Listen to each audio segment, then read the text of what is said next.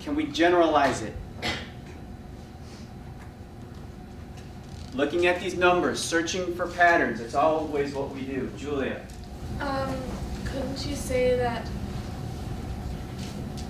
the number that you multiply the original perimeter by squared is how much the area increases? Corey? Yeah, like 3 to the power of itself is 9. So like 3. And like Say that one more time. 3 to the power to of... the power of itself. Of itself? 3 to the power of 3? Yeah. Well, 3 wait, to the power 3 of... 2. with 3 times itself. with Yeah. the little exponent of 3, So... and then Okay, so what does this... no, yeah. Square. Squared. Never mind. So say it for me, Corey. What do you want me to write here? 3 squared, and then that's 9. So then it goes up by yeah. Interesting. Interesting. So 3 times itself, or 3 to the power of 2, gives you the factor that the area goes up. Stephanie, you buying this? James? Why?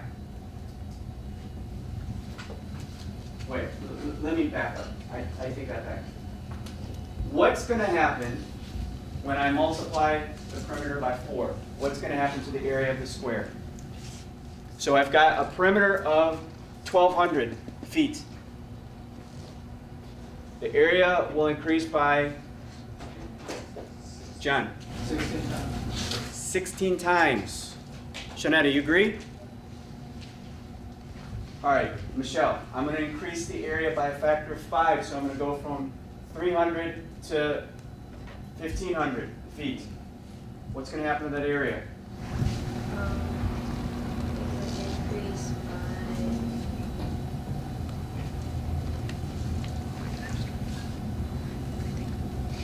Oh yeah, 25. By 25, good. By 25, yes. So you see the pattern, right? It's squaring, just like these ladies said. Now the question becomes, why is that true? Jake.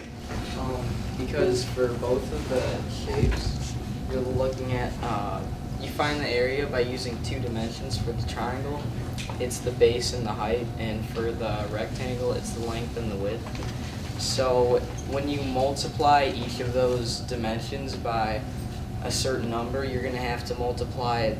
You're going to have to multiply that number by itself because you're using both of those dimensions. Nice, Jake.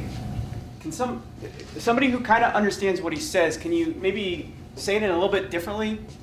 Like, what is he trying to say? I follow you, Jake. I'm not sure everybody follows you. Can we clear this up a little bit? Can we have Jake say it? Sure, absolutely. Oh, I don't know. Do you mind saying it again? All right. So for both of the shapes, you find the area by using 2 dimensions. For the triangle, it's the base and the height, and for the rectangle, it's the length and the width. So if you multiply those 2 dimensions by a certain number, you're going to have to square the total area because you're using both of those dimensions. So it's not just like you're multiplying something, it's not like you're multiplying the shape by 5 times, you're multiplying it by 5 times by 5 times. So that's why it's by 25 times. So maybe this helps with go ahead, Monica. So you're saying you have to multiply each dimension by 5 times? Well, you have to square. You have to square each dimension since there's like.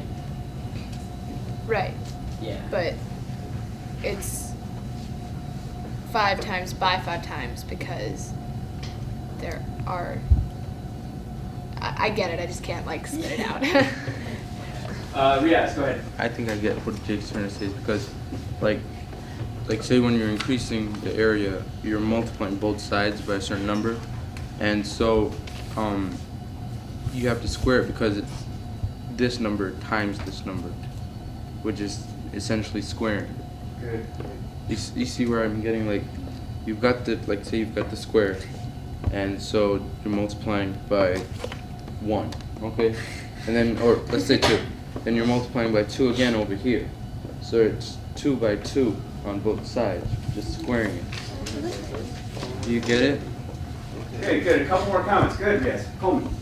All right, I think I have a visual analogy for why when you double the length and width of a square, it would eventually quadruple itself in area. Sure, go ahead. All right, do you suppose I could use the blackboard? Come on up, Coleman. Okay. All right, so I'm not sure how many people have already thought of this, but okay. I think I know what that means. Okay, so we have a square, and we have the length, and we have the width.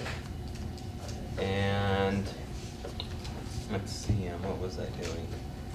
Okay, so when we double the length, like so, and double the width, like so, we basically create 3 more squares and thus have a square that's quadruple the area of the previous one. It's just an inevitable consequence. Good. Nice, very clever.